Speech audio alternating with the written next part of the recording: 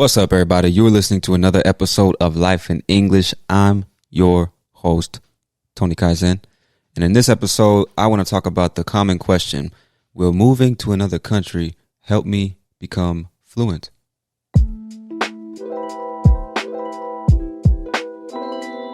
The Life in English podcast is designed to teach you the real American English that you won't learn in school. And it's made possible by our VIP community. By becoming a VIP member of the Life in English community, you'll get access to our private conversation group, bonus podcast episodes, interactive transcripts, and vocabulary and grammar guides. If you'd like to join the community, you can visit lifeinenglish.net/VIP. There's a really common misconception about the idea that moving to another country will help you become fluent in a language. And although I think it definitely can help, because when you're in a foreign country and nobody speaks your language, if you don't learn to communicate, you probably will have a hard time surviving. So the fact that you're forced to use the language and communicate is positive because you really have no choice at that point. And you're naturally going to start to learn common words and phrases and how to survive in basic situations like at the post office, the restaurant, bars, on the bus, and things like that. The basic stuff, of course, you're going to learn.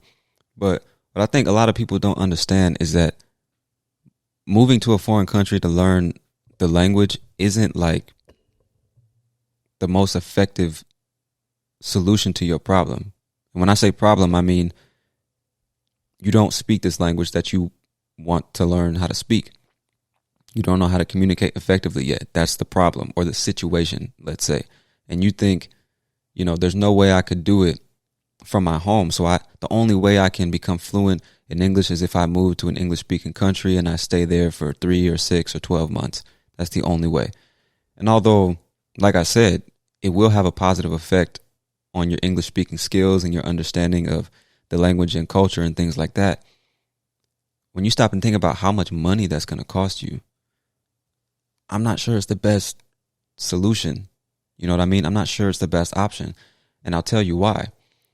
You have access to the internet, which means you have access to the world and all the people in it, or at least all the people with social media accounts and websites and emails and things like that, which is most people that have electronic devices, let's say. It's millions, billions of people. That's what I'm trying to say. And you can talk to these people most of the time for free, right? You have language exchange apps, you have language exchange websites, you have social media, YouTube channels, private conversation groups, and things like that. You have so many options and so many ways to talk to people for free online from the comfort of your home. You could be at the gym. You could be on the bus. You could be walking through the park on the phone with somebody in Japan. For free. For free. You see what I'm saying? So, again, I've said this multiple times. English courses, very valuable, very important, very useful.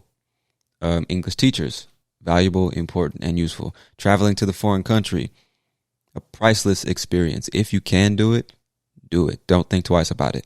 So now that we got that out the way, I'm just saying, is it the best option for you right now? Do you really believe the only way you can learn the language is by moving to the country? Because in your mind, then, I'll be forced to use the language, so then I'll be forced to learn.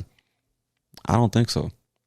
Because what you got to understand is most people, in my experience, most people come to this country or go to some other foreign country with that idea in their minds, which is I'll be forced to use the language. I'll be forced to use the language, so then I'll learn. And then they go and they sit in their hotel all day, or they go and just walk around the city looking at buildings, and then they go into restaurants and ask for food. They go on the bus and say hello to the bus driver, and that's it. They're not making any friends. They're not communicating with people. They're not going out to bars or clubs or places where they can find other people to interact with. They're not doing any of that.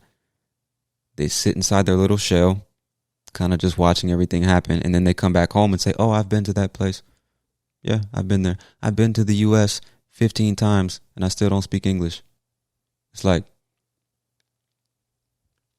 so what I'm trying to say is, with that example, what I'm trying to say is clearly just going to that place isn't the only thing you need. Because if you're afraid to talk to people right now online in the comfort of your own home, what makes you think you're going to just miraculously turn into this social butterfly when you go to the foreign country and nobody even speaks your language? What makes you think that is just going to solve all your problems?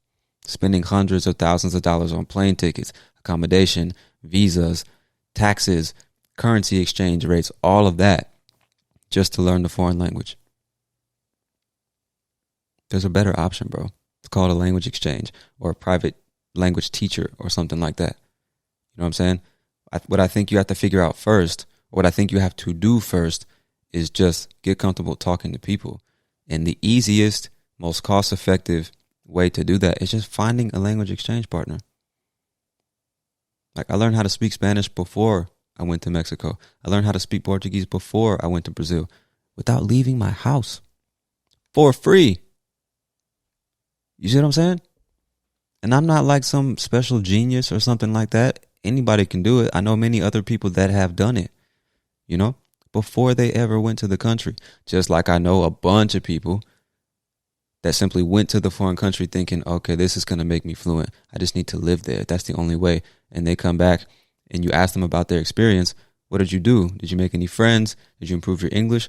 No, not really. It's hard to make friends, and I didn't know where to go or what to do. So I kind of just walked around and stayed to myself, or I found other people that speak my language and I talk to them all the time. That's what most people do. There are people that live or have lived in the U.S. for decades and still don't speak English. It happens all the time. So simply going to that place where they speak the language increases the chance that you will find people that speak that language, but you still have to approach them and talk to them. And if you can't do that, what you gonna do? How are you gonna learn and improve and become fluent just because you're there? You see what I'm saying? So the point I'm trying to make is, yeah, moving to the foreign country increases the chances that you become fluent, of course. But if you're not going to be actively putting yourself in situations where you have to use the language, interact with the language, immerse yourself in the culture, what's the point in spending all that money to go to that country? You could sit at home on your couch, on your phone or your computer and talk to hundreds of people from that country for free and become fluent in the language. So this idea that, oh, you just have to go to the country, that's the only way you'll be fluent, I say bullshit. It's bullshit. Just learn how to talk to people, learn how to have conversations, learn how to be interested in other people, and you'll always have somebody to talk to, which means you'll always have opportunities to improve your language and communication skills. You don't need to travel halfway around the world to do that. Most likely, you're just going to waste money and time traveling halfway around the world to do that. Because if you can't, step outside your comfort zone and approach somebody online for free with very little risk or without even really having to feel hard rejection, what makes you think you'll be able to do it in person in that country halfway across the world? Just something to think about. You have so many tools and so much technology at your disposal. Most of it is free. Why not use it so that when you finally get the chance to go to the country, you're not thinking about becoming fluent in the language. You're just thinking about enjoying the experience, using the language like the tool it is to communicate with the people, to get what you want, to go where you want to go, to meet who you want to meet, to create those memorable experiences. You know what I'm saying? This is just the way I think about it. Obviously, you could disagree. You might have a different philosophy, but it's just weird that you hear it all the time. People think, it's like this destination addiction that people have. When I finally get the chance to go to that place, then I'll practice my English and then I'll become fluent, because it's an obligation at that point. But if you can't obligate yourself to do it at home when nobody's forcing you to do it, what makes you think you'll do it when you go to that country? You're just going to do what you always do, which is just enough to get by, just enough to survive. So it's about your mindset. You have to create the immersive environment wherever you are right now. Not wait until this, imaginary moment in time when you'll be forced to do it. That doesn't make sense. And that's the concept of life in English. Because I learned after learning Spanish and Portuguese from my home that if you just live your life in that language now, you'll learn that language now. You see what I'm saying? I don't know, like my experiences in Mexico and Brazil would have been completely different if I had waited to start learning the language until after I arrived in those countries. I would not have had half of the amazing experiences I had if I hadn't chosen to start learning the languages months, and in some cases years, before I went to the country. You know? So anyway, man, like I said, it's just something to think about. You don't need to travel to some foreign country to learn the language. You have the internet. It's fucking free. There are hundreds of teachers online offering courses for reasonable prices that will teach you what you really need to know. There are tens, maybe even hundreds of platforms where you can find people to talk to for free.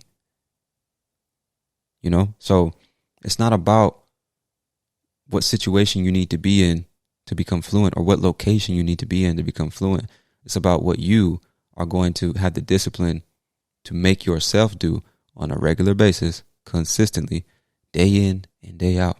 The effort that you're going to put into it determines what the result is going to be. You shouldn't be waiting for some external force to obligate you to do something that not only you want to do, but you know you need to do. You know, you need to do that now. So if finding a private teacher or a language exchange partner is not your number one priority at the moment, it just tells me you're not really serious about learning how to communicate in English. We might disagree on that, but again, it's just my opinion. It just tells me you're not serious because we've already established that's the best way to improve. Everybody watches videos, listens to podcasts, reads books and news articles, and is on social media consuming content in English. But how many people are talking to another human being on a regular basis? Not very many. Not very many. Which is why not very many people, relatively, not very many people reach this high level of English fluency that everybody says they want. You know? So if this is the first time you've ever heard somebody say this, or maybe you've heard it before and you never took it seriously, you know, hopefully you can get what I'm trying to say and you'll at least consider what I'm saying. Moving to another country isn't the key to becoming fluent. Living your life in that language is the key to becoming fluent. And you can do that from anywhere in the world. Anywhere. Stop making excuses and just do what you know you need to do. In my opinion, it's that simple. So, there you go. This is Life in English. I'm your host, Tony Kaizen, and I'll talk to you later. Peace.